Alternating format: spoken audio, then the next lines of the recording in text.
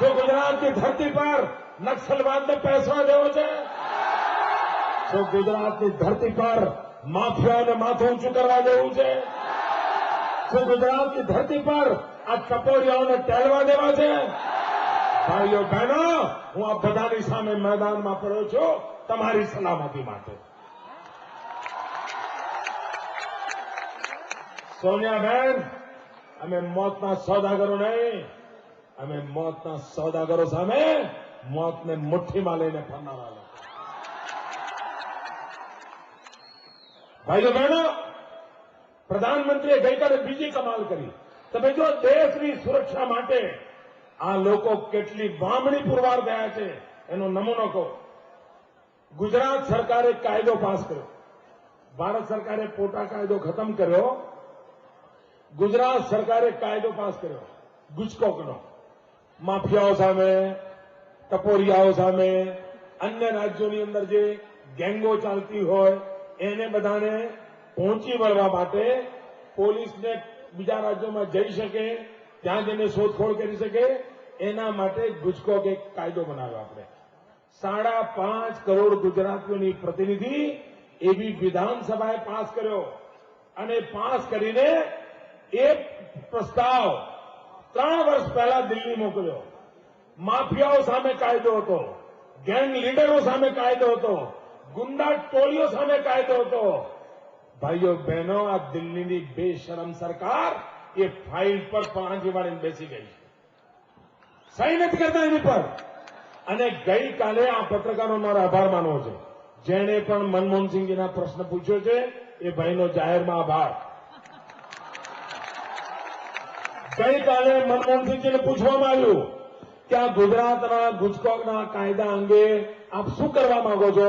તો આ દેશના પ્રધાનમંત્રી એમ કે છે, કયો કાયદો? મને તો ખબર જ નથી. સોનિયાબેનને ફોન લગાવો ને. મિત્રો, સમજાતો નથી મિત્રો. અરે ગુજરાતની એટલી ગંભીર બાબત હોય, સામાન્ય માનવીની સલામતની બાબત હોય, અને દેશના પ્રધાનમંત્રી જેમને મેં રૂબરૂમાં 4 વખત કહ્યું છે, જેમને મેં અડધો ડઝન વખત પત્રો લખ્યા છે, મેં એનડીસીની મિટિંગમાં કહ્યું છે, અને તેમ છતાં દેશના પ્રધાનમંત્રીને સામાન્ય માનવીની સલામતી માટેનો કાયદો કયો છે એની ખબર સુદ્ધા ન હોય, એ ગુજરાતની કે હિન્દુસ્તાનની સલામતી શું કરવાના છે? ભાઈઓ બહેનો, આપણને વિકાસ પણ જોઈએ, વિશ્રામ પણ જોઈએ, આપણને પ્રગતિ પણ જોઈએ, અને આપણને સલામતી પણ જોઈએ. આપણને ખબર છે આપણું અમદાવાદ 12 મહિનામાં 6 વખત કરફ્યુ આવતો હતો કે નહીં ભાઈ? ધંધા રોજગાર બંધ થતા હતા કે નહીં? રિક્ષાવાળાના ઘેર છોકરા ભૂખે મરતા હતા કે નહીં? આવતા જતા લોકો રંજાડતા હતા કે નહીં? 5 વર્ષ થયા, 5 વર્ષ ગુજરાતમાં કરફ્યુનું નામો નિશાન નથી દોસ્તો. 1 કલાકનો કરફ્યુ નથી આવ્યો. 1 કલાકનો. લોકો સુખચેનની જિંદગી જીવે છે, રોજીરોટી કમાય છે, ધંધા રોજગાર કરે છે, પ્રગતિના માટે નવા સીમા પાર કરે છે. અને દિલ્હીની સરકારને આ ગુજરાત આંખમાં કણાની જેમ તૂટે છે. ભાઈઓ બહેનો, આ કોંગ્રેસના લોકો કેટલા ઝેરીલા છે.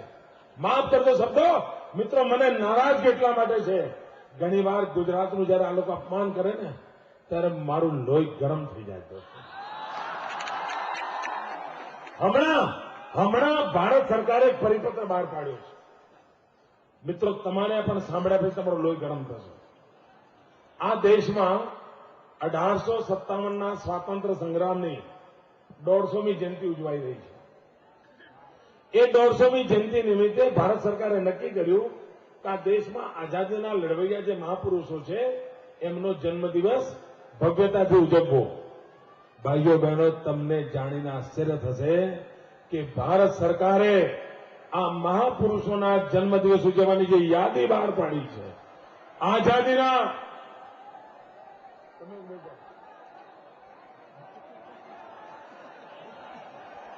એ તો ગાય માતા આવે, સાક્ષી તો આવે નહીં. ભાઈઓ બહેનો, 1857ના સ્વાતંત્ર્ય સંગ્રામ આઝાદીના લડવૈયાઓ માટે એના માટે નામ કરવાની વાત હતી.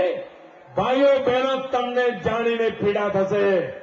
ભારત સરકારે સર્ક્યુલરમાં બધાના નામ લખ્યા છે, પણ સરદાર પટેલનું નામ કાઢી નાખ્યું છે. અરે ડૂબી મારો કોંગ્રેસ, ડૂબી મારો.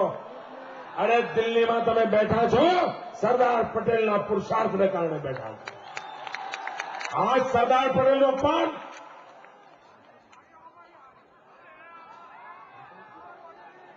આ સરદાર પટેલનું અપમાન.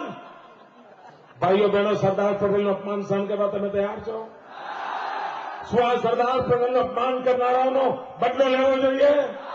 આ સરદાર પટેલ આઝાદીનો લડવૈયા, એનું નામ લઈ લેવાનું? જે લોકો સરદારના નામે ઉછળી રહ્યા છે અને કોંગ્રેસના ખોળે બેઠા છે, એમના પર દયા આવે છે.